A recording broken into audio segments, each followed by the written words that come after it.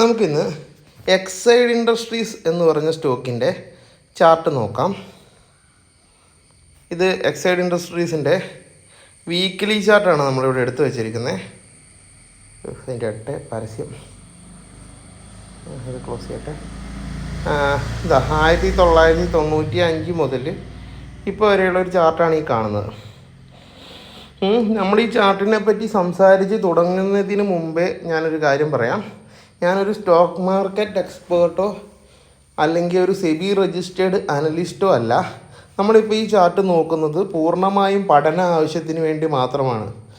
അപ്പോൾ ഒരു സ്റ്റോക്ക് മേടിക്കുകയോ വിൽക്കുകയോ ചെയ്യുകയാണെങ്കിൽ സ്വന്തം ഉത്തരവാദിത്വത്തിൽ മാത്രം മേടിക്കുകയോ വിൽക്കുകയോ ചെയ്യുക. അപ്പോൾ നമ്മൾ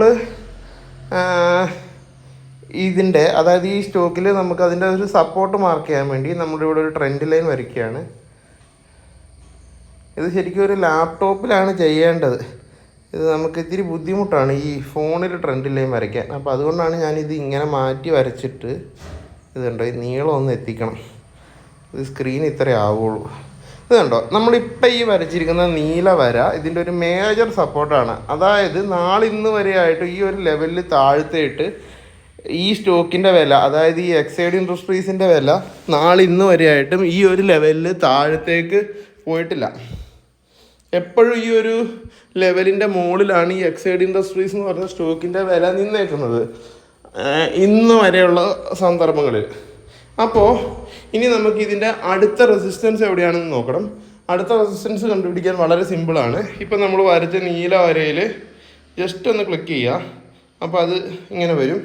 അപ്പോൾ അതിനകത്ത് ഇവിടെ ക്ലോൺ എന്ന് പറഞ്ഞൊരു ഓപ്ഷൻ ഉണ്ട്. അപ്പോൾ അതിന് തന്നെ ഇപ്പോൾ വരച്ച വരയ്ക്ക് തന്നെ പാരലായിട്ടൊരു വര നമുക്ക് കിട്ടി.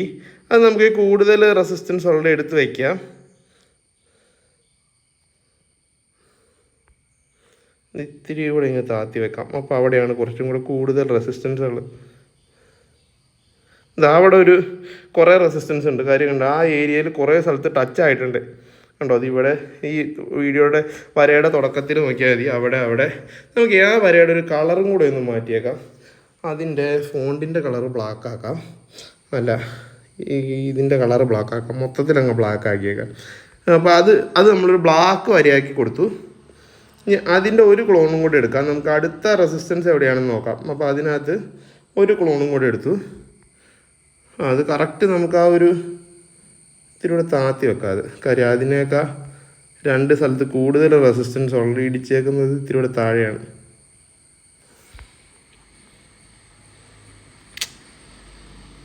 ടാ താഴെയുള്ളല്ലോ. വേണ്ട, അങ്ങനെ വന്നില്ലെങ്കിൽ നമ്മൾ പിടിച്ചു വലിച്ച് മാറ്റും.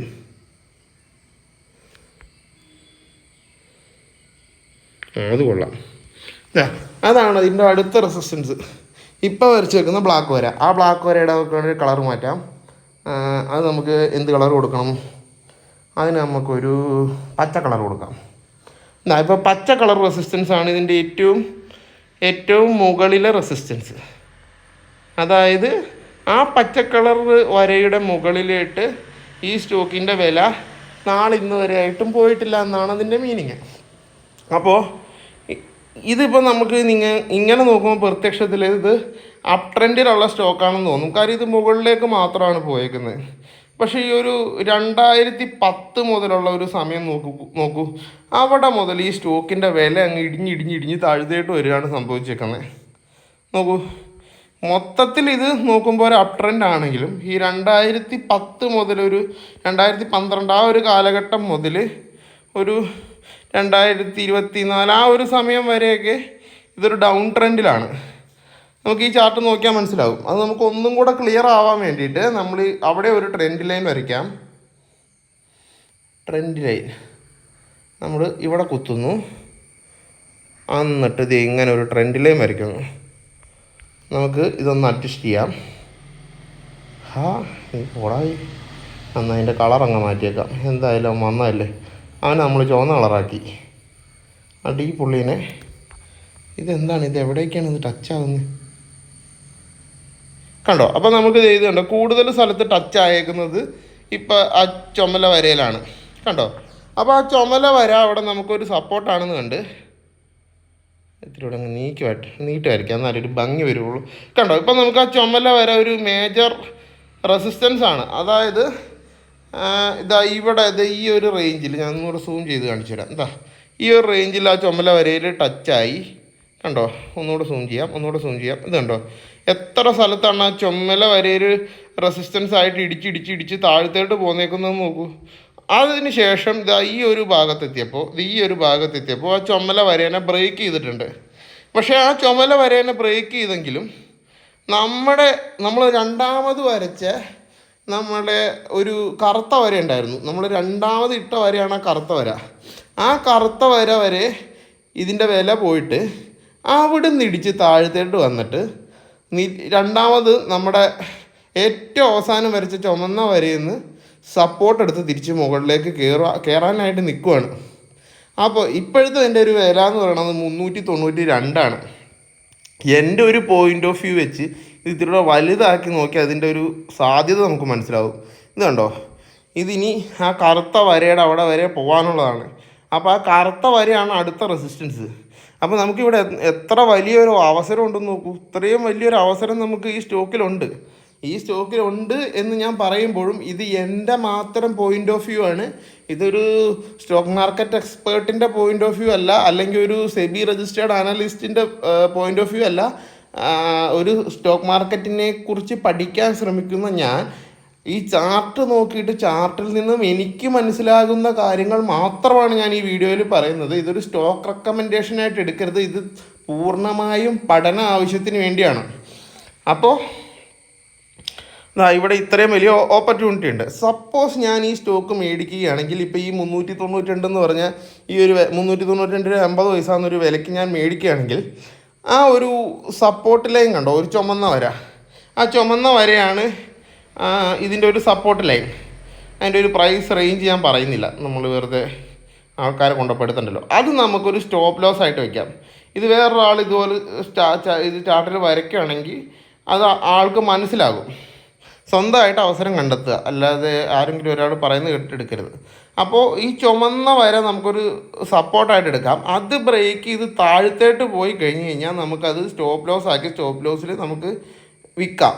പക്ഷേ ഇതിൻ്റെ ലാഭം കിട്ടാനാണെങ്കിൽ നോക്കിക്കുക, കറുത്ത വര വരെ, അതായത് അത്ര ഏരിയ ഉണ്ട് നമുക്കൊരു ലാഭം കിട്ടാൻ. ഇതിൻ്റെ സ്റ്റോപ്പ് ലോസ് ആണെങ്കിൽ വളരെ കുറവാണ്. ഞാൻ നോക്കിയിട്ട് നല്ല ഒരു അവസരമാണ് എക്സൈഡ് ഇൻഡസ്ട്രീസ് എന്ന് പറഞ്ഞ സ്റ്റോക്ക്. ഇതിൻ്റെ ഫണ്ടമെൻ്റൽസ് ഞാൻ നോക്കിയായിരുന്നു.